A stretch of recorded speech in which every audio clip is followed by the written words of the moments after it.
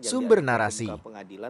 Penjelasan oleh pakar hukum pidana. Sedangkan menurut yang diduga melakukan. Mas, mungkin juga dari sisi Roy CS ini kemarin sempat kita berbincang juga kalau misalnya nantinya hasilnya ternyata tidak ada unsur pidana, bisa diperkirakan akan ada laporan lagi nantinya. Jadi tidak akan selesai ini sebenarnya. Ya, karena itu membacanya harusnya di roadmap dengan baik ya. Pertama kita akan menguji fisiknya terlebih dahulu. Siapa yang memegang fisik? Kemudian akan kita uji dari admisibilitasnya, kelayakan terhadap fisik tadi benar apa enggak. Baru kita bicara di poin itu. Nah, persoalannya dalam banyak peristiwa pidana yang diajukan ke muka pengadilan atau di proses penyidikan, akses itu kan kadang limitatif sifatnya, tidak dibuka seluas-luasnya.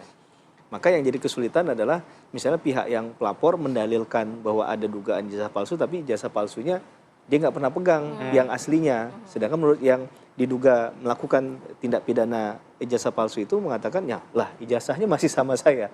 Anda bisa dapatkan dari mana? Jangan-jangan yang palsu yang Anda peroleh kan begitu. Ini kan jadi silang sengkarut yang nggak kunjung usai. Maka memang dalam perkara ini yang kita melihat fenomena yang terjadi saat ini memang harus ada pihak yang benar dan salah.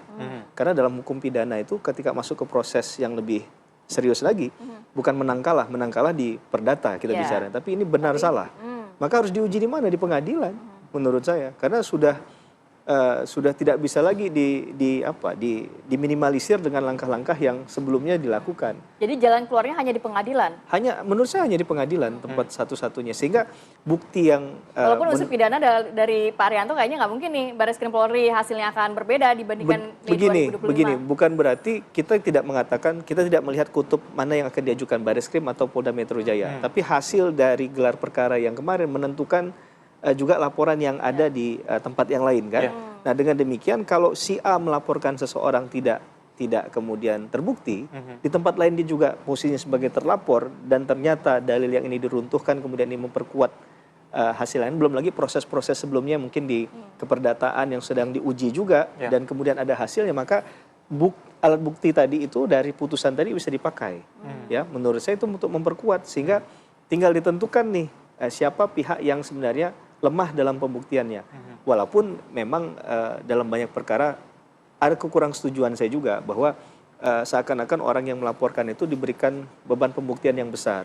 Bagaimana kalau dalam tindak pidana yang sebenarnya serius, tapi dia tidak punya akses terhadap hal itu. Nah, maka kalau kita dalam posisi netral melihatnya harus ada